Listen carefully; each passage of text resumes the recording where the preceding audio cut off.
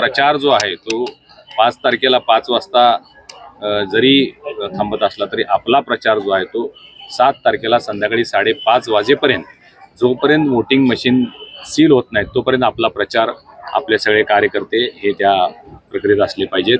Kedar bakery, सर्व स्वतःचे उत्पादन असणारी कोल्हापूर गारगोटी मेन रोडवरील एकमेव बेकरी।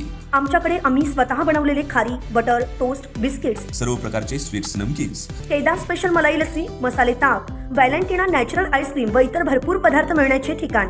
पत्ता केदार बेकरी, तळाशी फाटा, कोल्हापूर गारगोटी रोड। केंद्रीय गृहमंत्री अमित शाह साहेब हे काल रात्री उशिरा कोल्हापूरमध्ये मुक्कामासाठी आलेले होते आणि उशिरा आलेले असल्यामुळे त्यांनी आज आम्हाला काही प्रमुख मंडळींना सकाळी बोलवलं होतं। आज सकाळी मी कोल्हापूर लोकसभेचे उमेदवार संजय मंडलिक साहेब, हातकणंगलेचे उमेदवार धैर्यशील माने, समज राजे, आम्ही जवळजवळ 1 तास 1.5 तास भेटलो।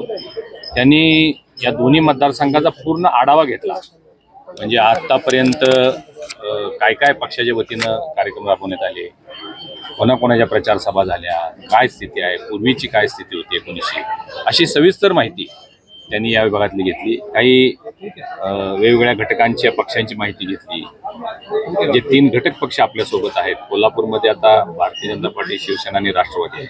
हातकणंगलेमध्ये जनस्वराज्य पक्ष आहे, ताराराणी पक्ष आहे, अपक्ष उमेदवार आहे, अपक्ष आमदार आहे, हे सगळे कशा पद्धतीने काम करतात आणि अतिशय सविस्तर चर्चा करत असताना सहकाराबद्दल, या विभागातल्या कृषी क्षेत्राबद्दल, या भागातल्या राजकारणाबद्दल आणि देशाच्या एकंदरीत परिस्थितीबद्दल किंवा राज्याच्या आपल्या लोकसभेच्या निवडणुकीच्या अनुषंगाने एक चांगली सकारात्मक चर्चा त्या ठिकाणी झाली आणि दोन्ही जागा आपल्या चांगल्या मताधिक्यानं आता आघाडीवर आहेत, अशा पद्धतीचा एक सकारात्मक संदेश त्यांनी दिलेला आहे। परंतु प्रचार जो आहे तो 5 तारखेला 5 वाजता जरी थांबत असला तरी आपला प्रचार जो आहे तो 7 तारखेला संध्याकाळी 5:30 वाजेपर्यंत, जोपर्यंत वोटिंग मशीन सील होत नाही तोपर्यंत आपला प्रचार, आपले सगळे कार्यकर्ते हे त्या प्रक्रियेत असले पाहिजेत, हा एक महत्त्वाचा संदेश त्यांनी दिलेला आहे। त्याचबरोबर उन्हामुळं गेल्या 3 फेजमध्ये वोटिंगचं प्रमाण कमी झालं आहे, तर सकाळी 10च्या आत जास्तीत जास्त मतदान